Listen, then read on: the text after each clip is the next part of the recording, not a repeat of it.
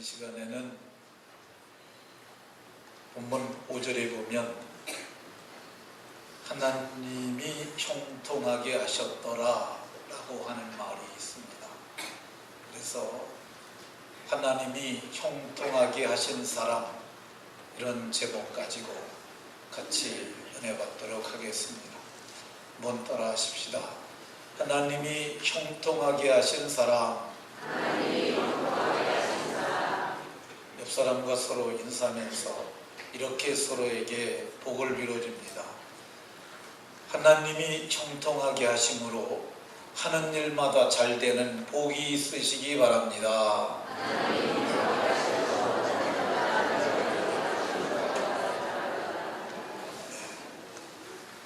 하나님이 형통하게 하심으로 하시는 일마다 다 잘 되는 복이 저와 여러분들에게 있으시기를 예수님 이름으로 축원합니다. 옛날 우리 속담에 안 되는 놈은 자빠져도 코가 깨진다 하는 말이 있습니다. 자빠지면 뒤통수가 깨져야 하는데 코가 깨지다니까 얼마나 힘들고 어렵겠습니까? 세상에 안 되고 싶은 사람이 어디 있겠으며 망하고 싶은 사람이 어디 있겠습니까? 그런데 하는 일마다 안 되고 하는 일마다 망한다면 그 사람이 얼마나 힘들고 고단한 인생이 되겠습니까? 근데 성경을 자세히 보면은 안 되게 하는 그 배후에도 뭔가 어떤 존재가 역사한다고 얘기를 합니다. 반면에 자빠져도 코가 깨지는 게 아니라 저는 자빠져서 망했다고 생각하는데 일어날 때는 금가락지를 들고 나온다면 그 사람은 얼마나 잘 되는 사람이 있겠습니까? 실제로 1947년도 사해바닥 부근에 목축을 하는 베두인 소년이 하나 있었는데 그가 염소 한 마리를 잃어버리게 됩니다. 근데 그가 염소를 찾아가지고 곳곳을 찾았는데도 찾을 수가 없어요. 염소를 잃어버린 건 손실 아닙니까? 근데 염소를 어떻게 하면 찾을까 하고 생각을 하다가 어쩌면 저 벼랑 속에 있는 굴에 있는지도 모르겠다고 생각하고 굴까지 찾아 들어갑니다. 근데 염소는 원래 바위를 막 이렇게 참 희한한 게 염소는 쪽발이잖아요. 근데 쪽발을 가지고도 나무도 올라가기도 하고 이 바위를 타고 다녀요. 그래서 저 굴 속을 들어가 봅니다. 근데 저 굴이 석회암이라 이게 오랜 세월 동안 빗물이 흘러가서 이 석회를 긁어내고 만들어진 천연 동굴이라고 그래요. 거기 들어가 봤는데 그 동굴이 그렇게 쾌적하고 좋더래요. 그래서 염소가 어디 있나 살펴보는데 염소 찾다가 항아리 몇 개를 찾습니다. 근데 항아리를 열고 보니까 항아리 속에 뭐가 있었냐면 두루마리 성경이 들어가 있었어요. 저게 지난 세기 고고학적 위대한 발견이라고 하는 사회사본이에요. 그러니까 잃어버린 염소 찾으러 갔다가 저런 보물을 찾았다면 이 사람은 정말 잘 되는 사람 아니겠습니까?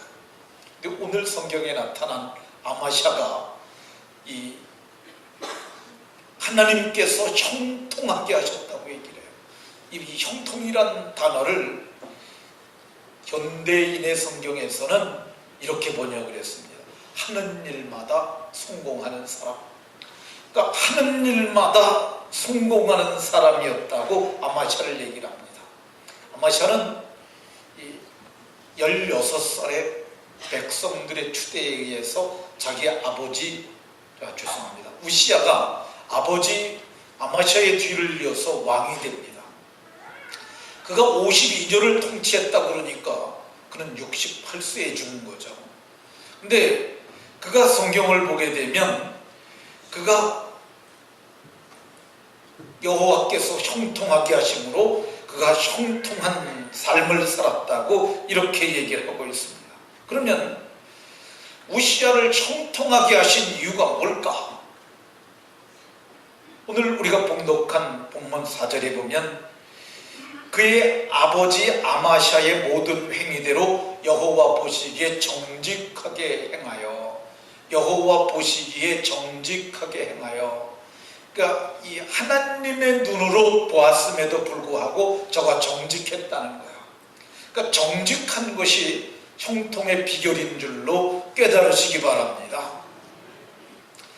이 정직이라 그러면은 우리는 거짓말하지 않는 것, 이 거짓되지 아니한 삶을 사는 것, 이걸 정직이라고 생각을 하는데, 이게 그런 한글 해석을 가지고 본문을 접근하면은 그건 오석을 하는 거야. 잘못된 해석을 하는 거야. 그러면 여기서 얘기하는 정직이 뭐냐? 이 정직은 히브리 말로는 야샤르라는 단어가 쓰였는데, 이게 곧게라는 뜻이 있어요. 곧장 가는 것, 곧은 길을 가는 것, 이게 정직이에요. 좌로 치우치지 않고 우로 치우치지 않고, 하나님께서 사람을 세울 때마다 했던 얘기가 뭐냐면 좌로도 치우치지 말고 우로도 치우치지 말고. 그러면 치우치지 않고 어떻게 사는 삶이냐? 말씀을 따라가는 삶이에요. 하나님의 말씀을 따라가는 삶, 이것이 형통의 비결입니다. 하나님께서 아브라함을 부르시고 가라 그러셨어요. 내가 지시할 땅으로 가라. 지시한 땅은 목적지가 정해진 건데, 지시할 땅은 어딘지 몰라요. 가면서 말씀하시겠다는 거예요. 근데 성경을 보면 창세기 12장에 아브라함이 말씀을 따라갔고 이렇게 말해요. 말씀을 따라가는 삶, 그게 정직한 삶이에요. 그래서 성경을 보게 되면 형통했던 사람들, 히스기야도 여호와 보시기에 정직하게 행했고, 다윗도 여호와 보시기에 정직하게 행하니까 그가 형통했던 것을 볼 수가 있습니다. 그러니까 여호와 보시기에 정직하게 좌로도 치우치지 않고 우로도 치우치지 않고 온전케 하신 예수님 바라보면서 말씀을 따라가게 되면 여러분들이 하는 일마다 성공하는 형통한 사람들이 다 될 줄로 믿으시기 바랍니다. 이 야샤르라는 단어의 그 배후에는 어떤 의미가 담겨져 있냐면요, 곧게 간다는 말 그 배후에는 이게 굽은 것을 핀다는 의미가 들어있어요. 그러니까 꽃장 가려면 앞에 간 사람들이 꾸불꾸불 갈 수 있어요. 그런데 앞에 간 사람을 따라가지 아니하는 거야. 그리고 말씀을 따라서 잘못된 길로 가지 않고 그걸 피고 가는 거죠. 그러니까 내가 먼저 바른 길을 가게 되면 이 뒤에 있는 사람이 그 발자국을 보고 쫓아옵니다. 그래서 성경은 모범자로서 다윗을 말해요. 다윗이 이 여호와 보시기에 정직히 행했는데, 열왕들을 일컬을 때 그릇된 길로 가는 사람들을 여로보암의 길로 갔다고 얘기를 하고, 바른 길을 가는 사람들이 다윗이 꽃장 펴놓은 길, 다윗의 길로 갔다고 이렇게 얘기를 해요. 그러니까 우리가 굽은 것을 피고 가는 것, 이걸 개혁이라고 그래요. 개혁. 그러니까 이 여호와 보시기에 정직하게 사는 사람들은 개혁의 길을 가는 사람들인 줄로 믿으시기 바랍니다. 그러면 뭐 큰 것만 개혁이라고 생각하는데 그거 아니에요. 작은 것이랄지라도 작은 것을 잘 개혁을 해가는 사람은 나중에는 큰 것도 할 수 있어요.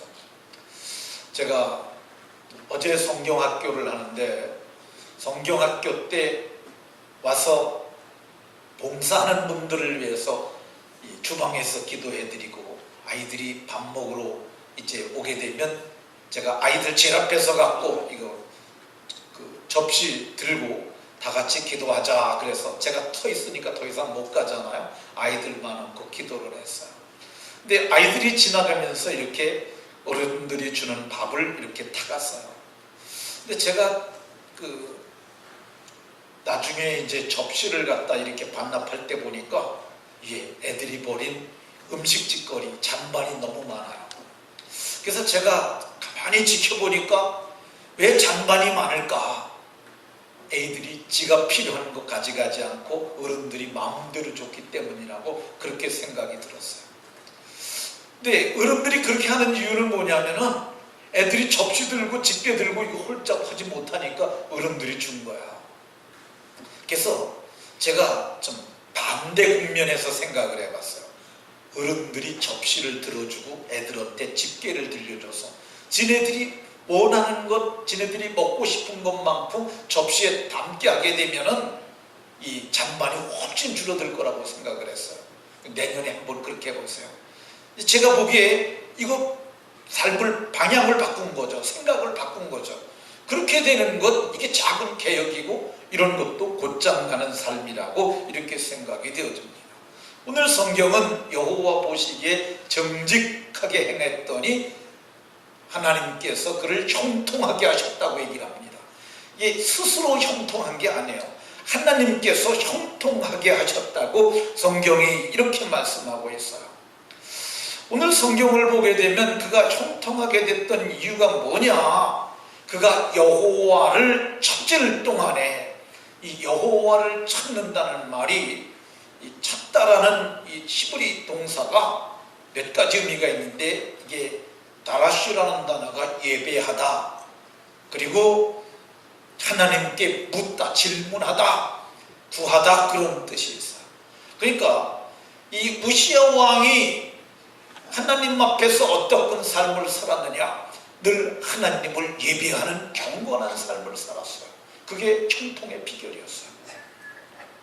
그가 무슨 일이 있든지 자기 소견대로 하지 아니하고 하나님께 물은 거예요. 그리고 하나님께 답을 가지고 했으니까 형통한 거예요. 사사시대는 물러난 시대예요. 사사기의 제일 마지막 장의 결론이 뭐냐면 그때 왕이 없으므로 사람들이 제 소견에 옳은 대로 행하였더라. 지은 말로 얘기하면 지멋대로 살았다는 거죠. 근데 이 우시야 왕은 왕이었음에도 불구하고 하나님께 물었어요. 그리고 하나님께로부터 답을 받았어요. 하나님께 직접 물었다기보다는 오늘 성경에 보면 스가라라고 하는 아주 탁월한 하나님의 사람이 있었어요. 그러니까 그에게 묻고 또 그에게 지도를 받고 이게 물을 동안 형통하게 했다는 것입니다.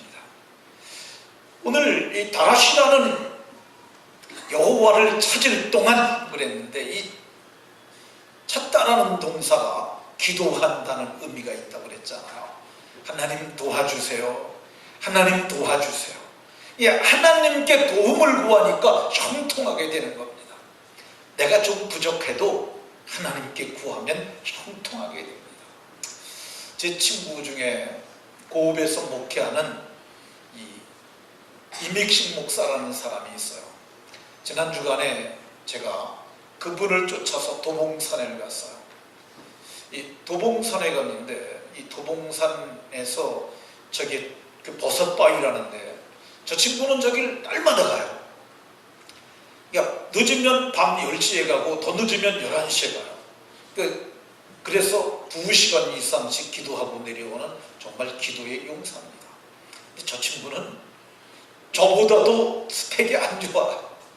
저보다도 제가 보기에 저보다 많이 부족해요. 지금 제가 이렇게 저도 부족한 사람인데 저 친구는 정말 그래요.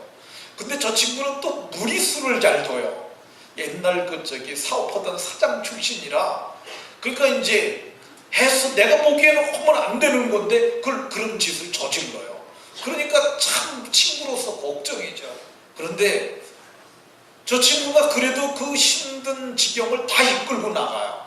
아 정말 제가 보면 아니 그걸 왜 해가지고 이렇게 고생이냐 그래도 근데 더 뛰어보세요 그거. 예.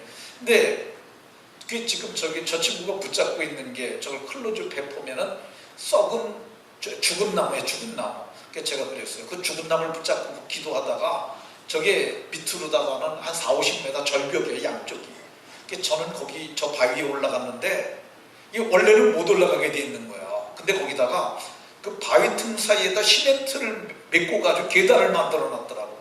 양쪽 바위를 붙잡고 기어 올라가는 거, 꼭 지붕 꼭대기에 기어가는 것 같아요. 그러니까 제가 거기 올라갔는데 저는 제일 가운데 앉아 있는데도 다리가 후들거리는데 가장자리가 가지고 죽은 그 점나무 비슷한 건데 그걸 개척을 했어요. 그 죽은 나무를 붙잡고 기도하다가 그 나무 부러지면 그 밑에 떨어지면 죽으면은 영광가 아니니까 그 나무 잡지 말라고 제가 그랬는데 저 나무를 붙잡고 2시간씩 엎드려서 기도를 해요. 근데 저분은 제가 보기에 정말 이 하나님의 도우심으로 잘하는 것 같아요. 근데 우리도 우리가 다 온전하고 완벽할 수 없어요. 근데 하나님께 기도하게 되면은 하나님께서 형통하게 하시는 줄로 믿으시기 바랍니다. 그가 어떻게 형통했냐? 오늘 5절에 보면 스가랴가 사는 날에 하나님을 찾았고 그랬는데, 이 스가랴가 어떤 사람이냐면 하나님의 묵시를 밝히 하는, 하나님의 말씀에 대해서 깊은 이해를 갖고 있는 사람이었어요. 그래서 이 하나님의 묵시를 밝히 하는 스가랴의 기도를 받아 사는 날 동안 그가 형통했다는 거예요. 사는 날 동안 좋은 교역자를 만나는 건 여러분이 형통과 불통을 가늠하는 그런 기준이 되게 됩니다. 모든 목사님들이 다 훌륭해야 하지만 그렇지 않은 사람들이 많아요. 경험되지 아니한 말씀을 전하는 사람들이 참 많습니다. 제가 지난 주간에 수영록 교회를 담임하는 정필도 목사님의 설교를 TV를 통해서 들었어요.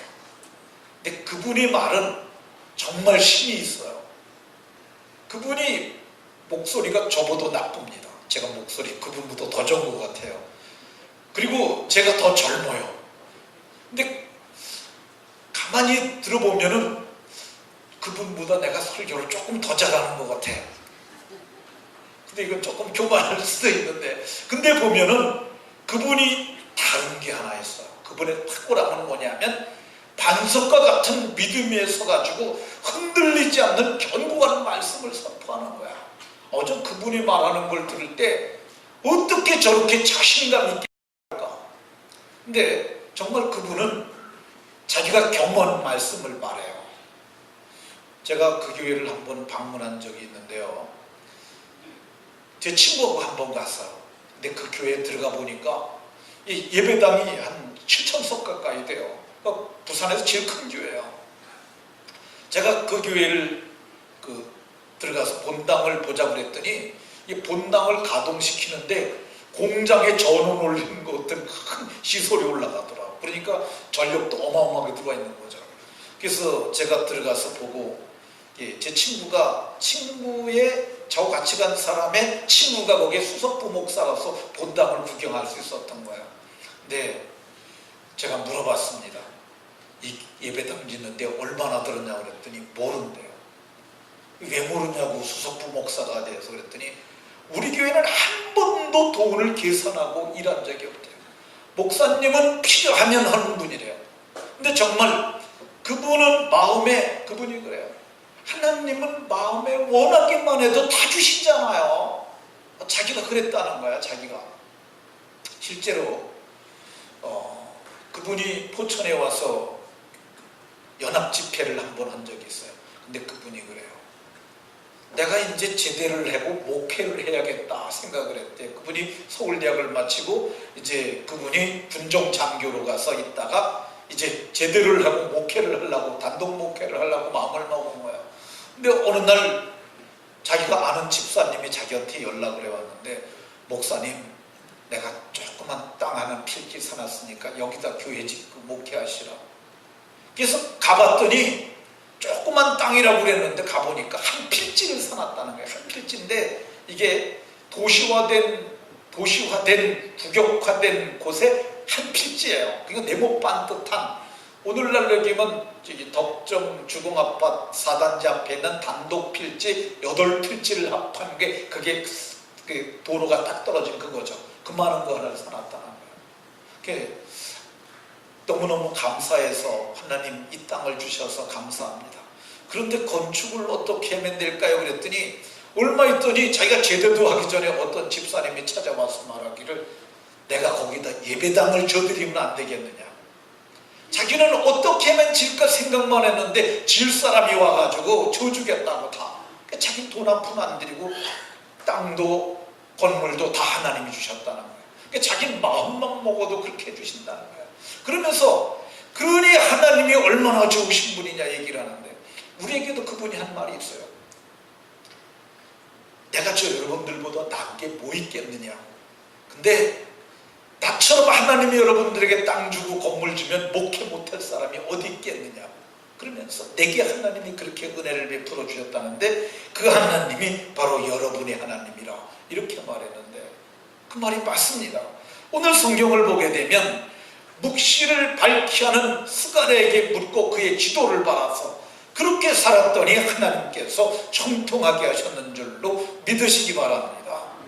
그래서 여러분들을 지도해 줄 사람이 있어야 돼요.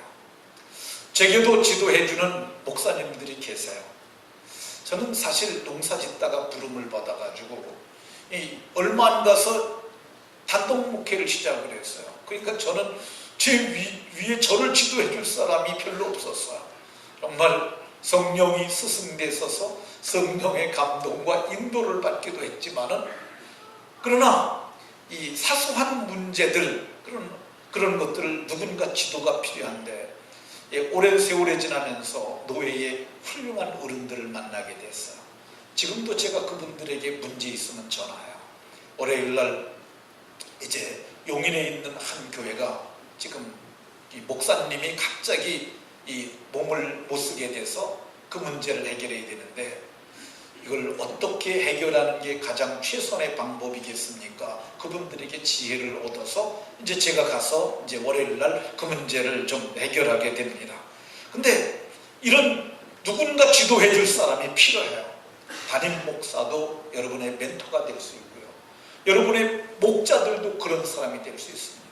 그리고 또 우리 교회 장로님 그런 분들 이런 상담을 할 사람이 지근거리에 있는 건 아주 중요해요. 그리고 특별히 하나님의 말씀을 바르게 전하는 교회에 다니는 건 아주 절대적으로 중요합니다. 하나님 말씀하지 않고 이상한 얘기하는 교회가 오늘날 참 많습니다. 말씀에 굳게 서는 은혜와 복이 있으시길 예수님 이름으로 축원합니다. 우시야를 하나님이 어떻게 형통하게 하셨느냐? 오늘 성경을 보면은 하나님이 그를 도와주셔서 블레셋 사람들, 구룹바알에 거주하는 아라비아 사람들, 마온 사람들을 치게 하신지라. 그런데 그 치는 족적이었어요. 이 블레셋은 지도를 띄워보세요. 보면은 블레셋은 이스라엘 바로의 옆에 붙어 있는 그런 땅이에요. 이 블레셋이 이쪽 지역이 블레셋인데 이게 이스라엘 백성들이 가나안 정복할 때부터 사울 시대, 다윗 시대, 분열 왕국 시대 계속 이스라엘을 괴롭혔던 자들이에요. 근데 블레셋을 치게 하셨고요. 구르바알이라고 그러는데 여기를 지나가게 되면 여기 시나이 반도가 있습니다. 아라비아 반도라고도 부르는데 여기에 있는 아라비아 사람들도 치게 하셨고 그리고 마온 사람들도 치게 하셔갖고 저들을 다 이겨버리게 하셨어요. 이거는 이스라엘 역사상 블레셋을 정복한 위대한 왕은 우시야밖에 없었어요. 또 하나님이 그와 함께 하시고 그를 도와주시니까 그렇게 형통하게 하셨어요. 하나님이 그를 도와주시니까 어떤 일이 일어나느냐? 기이한 일이 일어났어요. 기이한 도우심으로 15절에 그렇게 나옵니다. 하나님이 도와주셨는데 어떻게 그런 일이 일어날까? 망하는 자리에 들어갔는데 망하지 않고 거기서 살아나왔어요. 죽을 자리에 들어갔는데 죽지 않고 살아나오는 거예요. 근데 이 기이한 도우심이 신비한 도우심이에요. 사울이 다윗을 죽이려고 직접 죽이려고 그러다 못 죽였어요. 그가 한 꾀를 냈습니다. 내 딸 미갈이 다윗을 좋아하니까 이 다윗에게 내 사유가 되라 말을 하고 그 대신 내가 블레셋 사람의 양피 100을 원한다 이렇게 얘기를 했어요. 블레셋 사람 양피 100은 블레셋 사람들의 남성을 잘라오는 거예요. 그를 100명을 죽여야만 얻을 수 있는 거죠. 그리고 뒤에 그 성경을 주석한 사람이 뭐라고 그랬느냐면 이는 사울이 자기 손을 대지 아니하고 블레셋 사람의 손에 죽게 하려 함이라. 다윗을 죽이려고 블레셋 사람을 이용해서 올무를 놓은 거예요. 근데 다윗이 그 사지를 들어갔는데 죽기는커녕 어떻게 했느냐 하면 블레셋 사람이 양피 200을 가져다가 주고 사울의 딸 미가를 자기 아내로 맞았어요. 이 귀한 일 아닙니까? 어떤 분들이 그래요. 행전교회도 참 귀한 교회다. 왜 그러냐면 개척하고 2년 만에 우리가 상가이긴 하지만은 75평짜리 2층의 예배당을 우리가 거기서 갖고 예배를 드렸어요. 그리고 우리가 개척된 지 4년 만에 이 땅을 샀어요. 이 땅이 공시지가가 14억 2천이나 됐어요. 근데 우리가 돈이 하나도 없었는데 이 땅을 샀어요. 10월 달에 샀고 그 이듬해 8월 중순에 이게 준공이 났어요. 약 9개월 된 거죠. 겨울에 석 달 동안 일 안 했고요. 10월 달에 사가지고 설계하고 건축 허가 받고 그런 기간 다 포함해가지고 실제 이 땅은 7월 달에 했어요. 근데 현금을 잔뜩 가지고 공사를 해도 전문 건축업자도 그렇게 빨리 하기 힘들어요. 근데 중간에 그 소장이 저보다 늘 늦게 나오는 거예요. 저는 여기 현장에 새벽기도 마치고 6시 좀 넘으면 와가지고 제가 먼저 와야 일꾼들이 와요. 제가 먼저 와서 이렇게 기다리고 있는데 현장 소장은 10시에 오고 어떤 때는 12시에도 오고 그래요. 제가 그랬습니다. 그냥 집에서 쉬시라고. 내가 여기서 와서 일찍 와서 있으니까 안 오셔도 될 것 같다고. 그래가지고 제가 끝까지 이걸 다 했어요. 근데 이게 기간이 얼마 걸렸냐면 약 9개월 만에 땅을 매입하고 건축 준공까지 그것만 했어요. 근데 돈 한 푼도 안 가지고 했어요. 그때 당시 제게 뭐가 있었냐면 마이너스 통장이 제게 하나 있었는데 5천만 원짜리가 하나 있었어요. 그래서 마이너스 5천만 원짜리 가지고 땅값 대출 받아서 지불을 하고 나머지 잔금 처리 그 일련의 과정들이 다 사실 기적과 같은 일들이죠. 하나님의 은혜 가운데 이걸 했는데 사람들이 그래요. 저 앞에 그 2단지 옆에 그 블록에 있는 그 상가에 어떤 교회가 하나 있었는데 그 사모님이 저를 꽤 우습게 보신 것 같아요. 뭐 생긴 것도 동네 이장처럼 생겼고 또 뭐 그러다 보니까 촌놈 티가 나고 그때는 더 티가 났었던 것 같습니다. 행정교회는 왜 부흥되는지 이유를 모르겠다고. 자기가 더 열심히 절하고 자기네 목사님이 더 훌륭한 것 같은데 왜 행정교회가 더 이렇게 부흥되는지 모르겠다고 그랬는데 그게 기이한 일이죠. 오늘 성경에 보면은 이 우시아가 정말 기이한 도우심으로도 강성하여졌다고 얘기를 합니다. 기이한 도우심으로 강성의 복이 있으시길 예수의 이름으로 축원합니다. 하나님께서 형통하게 하셨더니 어떤 일이 일어났느냐? 오늘 성경을 보게 되면 블레셋을 완전히 정복하고 그 땅에다가 자기 성읍을 건축했어요. 6절에 그렇게 말합니다. 7절에서는 그가 아라비아까지도 정복을 했다고 얘기를 하고 그리고 그가 어디까지 가냐 하면은요 그가 9절에 보게 되면 그가 그 애굽의 변방까지도 8절에 보면 이름이 애굽 변방까지 퍼졌더라. 지도를 한번 띄워보세요. 애굽 변방이라고 하면 어디가 애굽이냐면요 지금 여기가 블레셋이잖아요. 여기가 유다예요. 여기가 북방 이스라엘이에요. 여기가 사해바다입니다. 그리고 여기가 모압이에요. 여기가 암몬이고 그리고 여기 시나이 반도가 이렇게 있고 이 밑으로 한참 내려가서 이만큼쯤에 이집트가 있어요. 이집트가 애굽이에요. 그러니까 여기까지 애굽 변방에까지 그의 소문이 났다고 얘기를 해요. 그러니까 이거는 아마 역사상 가장 큰 그 영토를 가졌던 그 시대가 아닌가 하는 생각이 듭니다. 그렇게 했던 이유가 뭐냐? 오늘 성경에 보니까 여호와께서 형통하게 하심으로 그렇게까지 일이 일어났다고 얘기를 합니다. 여호와께서 형통하게 하시니까 어떤 일이 일어나느냐? 그가 자기 땅에 자기가 정복한 땅들에 망대를 세우고 망대는 이 지형을 볼 수 있는 정찰할 수 있고 또 봉화와 같은 것을 올릴 수 있는 그런 장소죠. 그리고 물웅덩이를 많이 파고 이 물웅덩이는 뭐냐면은 이 저수지죠. 오늘날로 얘기하면 저수댐을 만든 거예요. 그러니까 수리 안전 답이나 전을 만들어 놓은 거죠.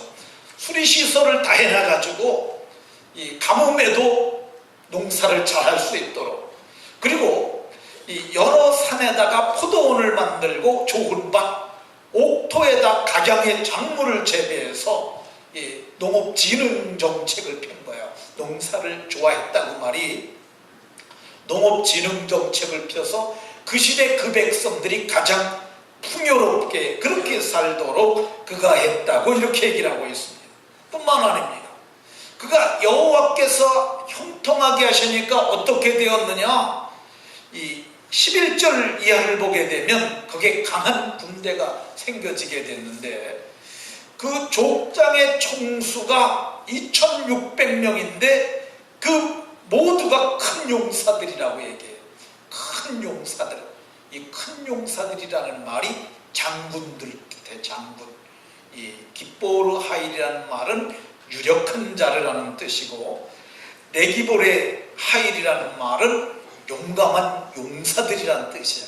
용장들이. 그러니까 2600명이나 되었고, 군대가 30만 7,500명.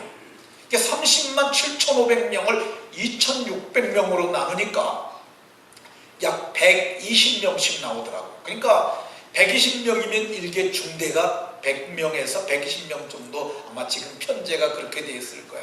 그러니까 2,600개의 정도의 군대라고 그러면은 거의 우리나라 군대만 먹는 거예요. 5천만 명 중에서 우리나라 인구 남한에 5천만 되잖아요. 근데 5천만인데 50만 정도 군대를 갖고 있어요.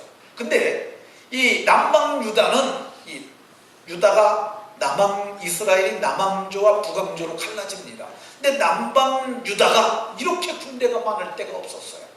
뿐만 아닙니다. 여기 그들이 갖고 있었던 전투 병기가 방패, 창, 투구, 갑옷, 활, 물맷돌들이 무수하게 준비해서 어떤 적도 이길만 했고요.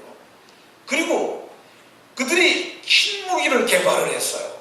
여기 15절에 보면은 재주 있는 자들에게 무기를 고안하게 하며, 무기를 고안하게 해가지고 화살과 큰 돌을 멀리 던지래. 그러니까 이게 우리 고대 우리나라 전쟁에도 보면은 안시성 무너뜨리려고 장태종이가, 이세민이가 올 적에 그냥 이런 거 돌 던지는 마차 들고 와갖고 돌을 던져서 그렇게 공격을 하고 그러잖아요. 근데 이런 것들, 그리고 이게 화살을, 지금 테트리트 미사일 같은 경우 한 번에 그냥 여러 개 발사하고 그러는 거 있잖아요. 그러니까 이런 무기를 개발을 했다고 이렇게 얘기를 해요. 그래서 우시야가 하나님이 형통하게 함으로 강력한 군대를 갖게 하셨어요. 근데 성경을 보게 되면 우시야가 끝까지 이렇게 못 갔다고 얘기를 해요. 그러니까 이렇게 하나님이 형통하게 하셨는데, 그가 성경을 보게 되면 그게 스가랴가 사는 날 동안만 그랬다고 얘기해요. 스가랴가 사는 날 동안만 하나님을 찾았어요. 그 얘기는 스가랴가 죽은 다음에는 하나님 안 찾았다는 얘기죠. 왜 그랬을까? 이때가 저는 이 우시야 왕이 약 56살 정도 되었을 때라고 봐요. 68세를 살았는데 12년을 별궁에서 삽니다. 그러니까 이게 약 58세 정도, 56세 정도 된 거죠. 그러니까 40년 동안, 자기가 40년 동안 나라를 통치하면서 보니까 내가 잘해서 그런 것 같아, 내가. 그래서 보니까 이제 선지자, 그 뒤를, 스가랴 뒤를 잇는 선지자가 이사야예요. 근데 이사야는 어린 선지자죠. 그러니까 나이가 어리고 그러다 보니까 우습게 본 거예요. 스가랴는 보다 연장이고, 그래서 그분의 말은 들었는데 이사야가 뭐라 그러니까, 야, 니까지 이렇게 뭘 한다고 그래, 이런 거죠. 이런 거 교만함이죠. 그러니까 다음 세대를 인정하지 잘 못하는 거예요.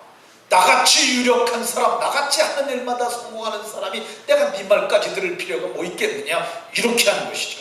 그러니까 이게 세대 교체를 인정하지 못함으로 그가 패망의 길을 갑니다. 성경은 그가 이렇게 교만함으로, 그가 마음의 교만함으로 악을 행하게 됐다고 얘기를 해요. 그 악이 뭐냐면 그가 통치자의 범주를 넘어서 제사장의 범주까지, 제사장의 일까지 하려고 했기 때문에 그가 망하게 됐다고 얘기를 해요. 그러니까 교만하면 한순간에 훅 갈 수도 있어요. 잘 나가던 기업도 어느 날 하루아침에 훅 갈 수 있어요. 여러분들도 마찬가지입니다. 내가 지금 잘 나가고 있다고 생각할 때 그때 좀 겸손하고 정신을 좀 차려야 합니다. 16절에 보면은 그가 마음에 교만하여 악을 행하여 여호와께 범죄하되 그 범죄의 내용 곧 성전에 들어가서 향단에게 분향하려 한지라, 이렇게 얘기를 합니다. 향단에서 분향하려 한지라. 그건 제사장의 일이죠.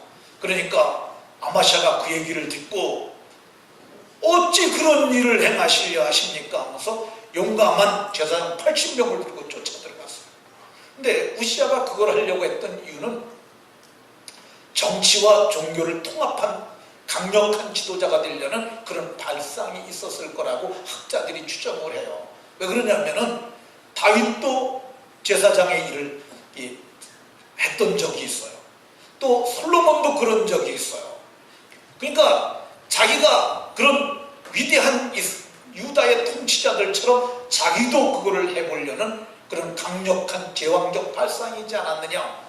또 이방 나라는 다 왕이 제사장들도 해요. 그러니까 그걸 하려고 했던 것이 아니냐, 이렇게 생각을 합니다. 말을 합니다. 근데 이 아사랴가 들어가서 왕은 어찌하여 왕이 해서는 안 될 분향의 일을 하려 하십니까? 나가시오 라고 이렇게 얘기해요. 여기 오늘 본문에서는 18절에서는 나가소서 이렇게 말을 해요. 근데 요 그때 말을 들었어야 돼요. 여기까지. 그러니까 그 말을 듣고 제사장들이 80명이나 와가지고 막았을 때 그때 멈췄어야 합니다. 그러니까 우리가 망하기 전에 마지막 사인들이 있어요. 멈춰서야 되는 거예요, 거기서는. 근데 그가 멈춰서지 아니하고 오히려 내가 이걸 하려고 하는데 니까지 것들이 뭔데 내 앞을 막아서느냐. 성경에 그렇게 쓰여있지 않았지만 여기 그가 분향하려다가 화를 내니 화만 나오는데 말이 틀림없이 있었을 거예요. 내가 이 일을 하려고 그러는데 감히 니네들이 어째 내 앞을 막아서느냐. 화를 벌컥 내는 그 순간 나병이 하얗게 그의 몸에 나타난지라. 제사장들이 문둥이가 이 성전에 들어가 있으면 안 되잖아. 그러니까 내쫓은 거죠. 그리고 자기도 그걸 보고 하나님이 나를 진노하셔서 치셨구나. 그걸 깨달은 거죠. 그래가지고 원래는 성 밖에 문둥이 굴에 가서 살아야 되는데 왕이니까 별궁에 그를 가둬놓고 죽는 날까지, 그게 12년 동안 거기서 그렇게 살다가 마쳤다고 이렇게 말하고 있습니다. 우리가 사는 날 동안 형통할 수도 있고 불통할 수도 있어요. 근데 그 비결이 오늘 얘기를 해요. 불통을 벗어나서 형통할 비결은 여호와 보시기에 정직하게 행하는 것이다. 좌로도 치우치지 말고 우로도 치우치지 말고 말씀을 따라 사는 거야. 누가 뭐래도 반석 같은 믿음을 가지고 사는 거야. 그런 사람들이 정말 대단한 사람이고, 그 사람들이 정말 믿음의 용사들이고, 그 사람들이 형통할 사람들이며, 그 사람들이 복을 받을 사람들입니다. 과거는 하나님이 묻지 않으세요. 오늘부터 뜻을 정하는 겁니다. 하나님, 이제부터 내가 뜻을 정하고 여호와 보시기에 정직한 길을 가겠나이다. 말씀을 따라 살겠나이다. 이렇게 살게 되면은 7년 안에 뒤집어집니다. 그러니까 오늘 한 며칠 하고 나서 하나님 왜 그대로 해요? 이렇게 하지 마시고 한 통은 견뎌보십시오. 한 통. 7년을 견뎌보세요. 그렇게 되면 신앙 인격도 고상한 하나님의 사람으로 변하고, 또 가족 자녀들도 잘 되게 되고, 사람들이 존경하게 되고, 그의 산업이 왕성해지고, 그렇게 되면 그 사람이 정말 큰 자가 됩니다. 그러나 주의할 것은 교만하지 말아야 합니다. 말씀을 마치도록 하겠습니다. 저와 여러분들 앞에 두 길이 있습니다. 망하는 길도 있고 흥하는 길도 있어요. 오늘 성경은 여호와 보시기에 정직하게 행하기만 하면 하나님이 그렇게 복 주신다고 말했으니 모두가 복 받는 하나님의 사람들이 다 되시길 예수님 이름으로 축원합니다. 기도하겠습니다.